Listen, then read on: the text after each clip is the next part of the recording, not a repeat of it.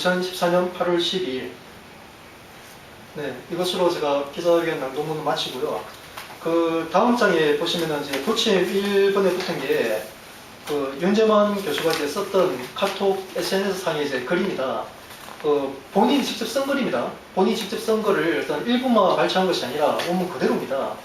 그 내용을 보시면 이제 그 친일 민족 배신 집단에 의해 도둑맞은 자유민주주의가 회복되면 가장 먼저 할 일은 친일 민족 배신 집단에부터 이 땅의 자유민주주의를 무너뜨린 탈북자 놈들을 엄벌에 차는 것이다. 솔직히 이 탈북자 놈들이 친일 민족 배신 집단보다 더 밉다. 자유민주주의를 파괴하는 데 부역한 탈북자 놈들은 나치에 부역한 자들을 사형시킨 프랑스처럼 존엄 사형에 처해야 할 것이다. 자, 이 글은 윤재만 스스로 쓴 글입니다.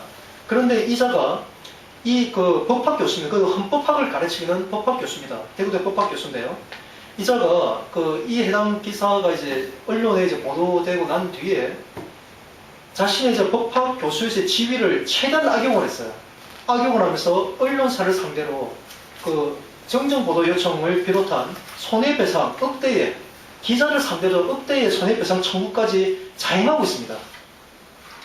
근데 그 내용을 보시면 밑에 부침 2번 내용을 보시면 지금 윤재만 교수를 검색을 해보시면 다 뜹니다. 반론 보도문이 떴는데 그 내용을 제가 한번 읽어드릴게요. 본지는 지난해 11월 28일 미주 탈북 한인들 대구대 윤재만 교수 망언 규탄 재하의 보도 등에서 윤재만 교수의 탈북자 발언 관련 보도를 하였으나 당시 SNS 대화방의 대화력을 확인한 결과 이거는 언론에서 확인했단 말이 아닙니다. 이거는 윤재만 교수가 작성한 내용을 그대로 올린 거기 때문에 확인한 결과 윤 교수는 대화방에 근무하듯이 상주하면서 지나친 욕설과 도배로 반민족적 친일과 독재, 공직서금법 위반 행위 등을 옹호하는 일부 탈북자들에 대해 자유민주주의 파괴 행위를 하지 말 것을 경고하였을 뿐이라고 하고 있거든요.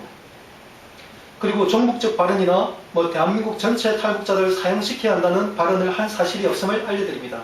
이게 윤재만 교수가 언론사에 정정보도 요청한 내용입니다. 아주 기막힌 내용들이죠. 이 내용 자체가 거짓입니다.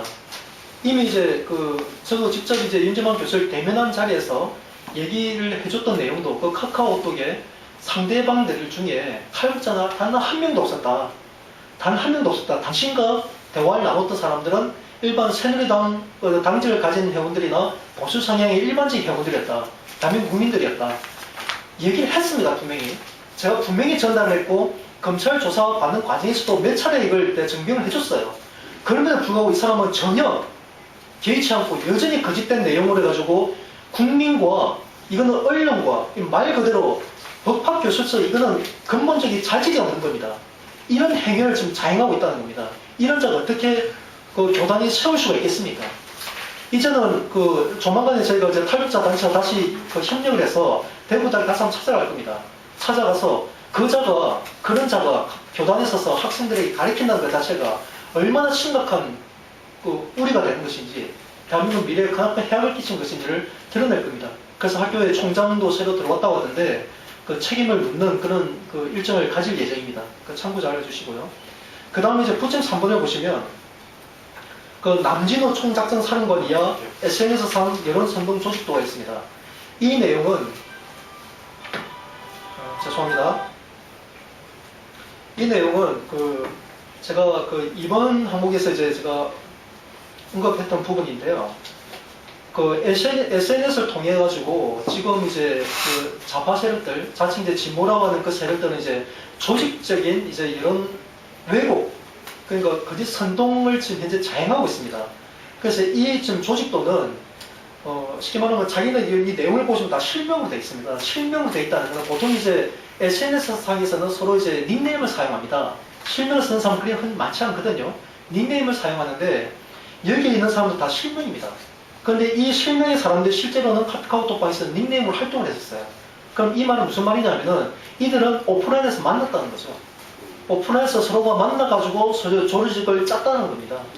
이거는 명백한 자기네들 내부 조직도 자료인데 환이라는 사람이 이 전술 지휘 이제 대장 환이라는 사람이 여러 자기네들 카톡방에 올릴 것을 우리 일반 회원들까지, 일반 보수 성향 회원까지 참여되어 있는 카톡방에 실수로 잘못 올리는 바람에 이게 유출이 된 거예요. 그래서 제가 이 내용을 확인하게 됐는데, 특히 남진호 총작전 사령관이 실제적으로 여기 보시면 이제 시간대에 보면은 새벽 오전조 해가지고 남진호 총작전 사령관이 있죠. 이 시간대에 맞게끔 새벽 5시부터 새벽 5시, 오전 8시까지 매일같이 이제 댓글을 합니다. 근데 글들은 이제 똑같은 걸 도배하는 게 아니고요. 정말 전부 다 새로운 내용들이에요. 어디서 보는지, 그런 이제 링크된 기사들을 보는데, 한 2분이 1분이나 2분에 하나씩 올려주고, 새벽 시간대에 2-3시간 걸쳐서, 근데 며칠 달려가지고, 이 자료가 있는데, 실제로 이 조직에 정해져 있는 그 시간대별 이들의 활동한 그 증거 자료가 있습니다. 그런데 이들이 지금 현재 앞에서 제가 보도 자료를 낭독하면서 말씀드린 것처럼 지금 자기네들이 어떤 이 여론을 왜곡하는 이런 실상에 대해서, 그리고 박근혜 대통령에 대한 참 입에 담지 못할 온갖 이제 욕설과 비방을 하는 것을 보수 시민단체 일반 상식적인 국민들이라면 누가 참을 수 있겠습니까?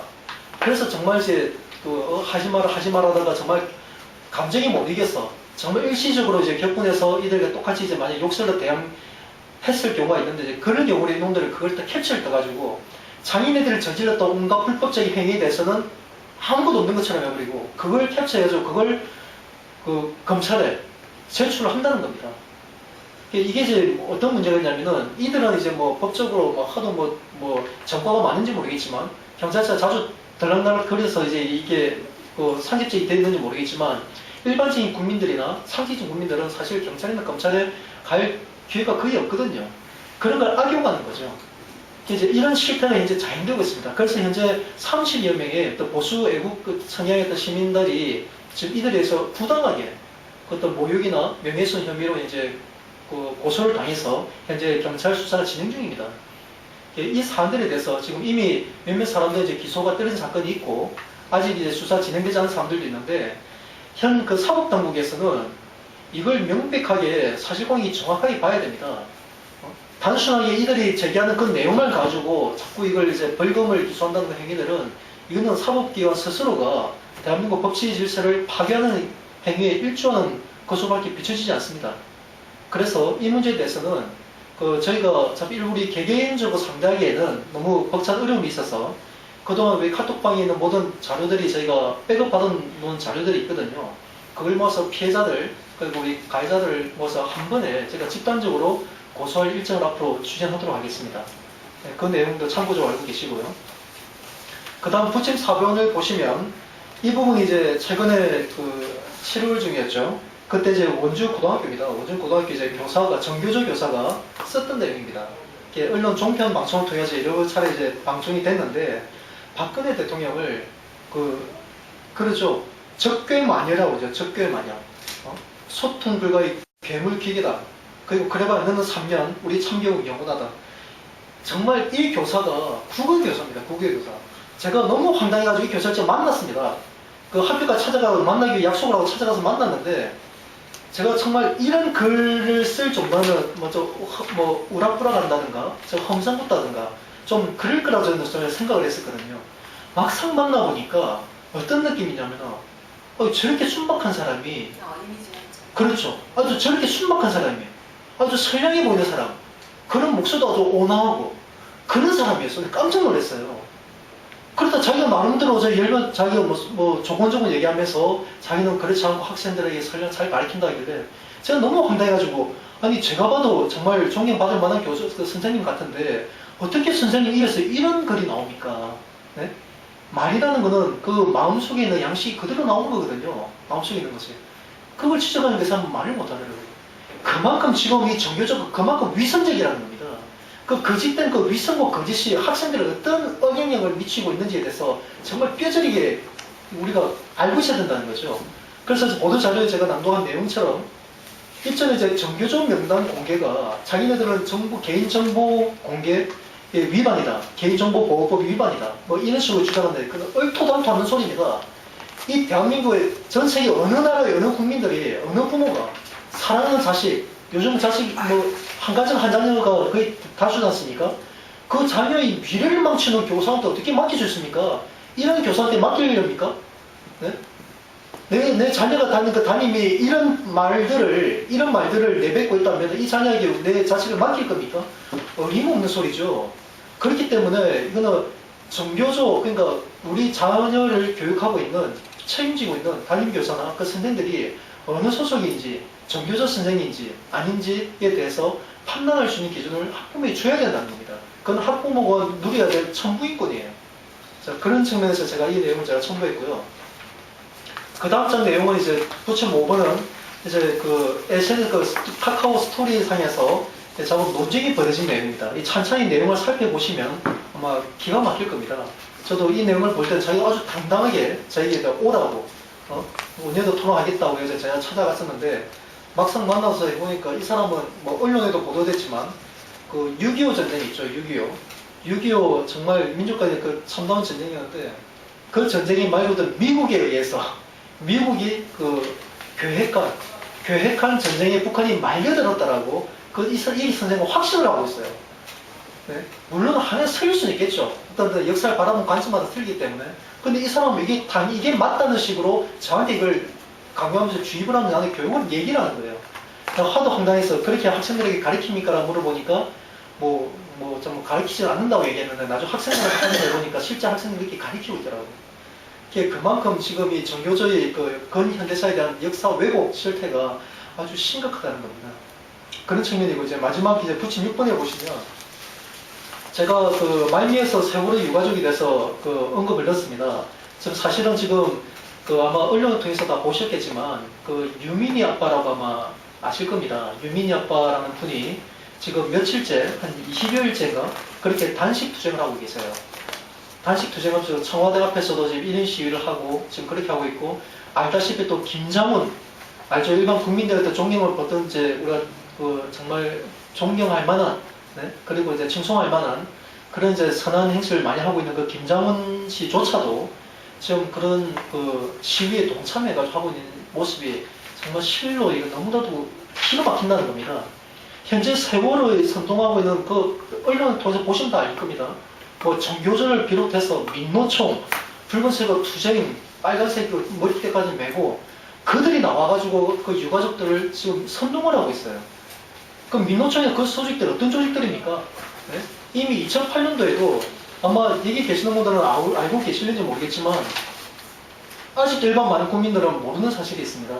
우리 강우병, 그때 이제 전국을 그 촛불로, 말 그대로 촛불로 불바다가 됐었죠.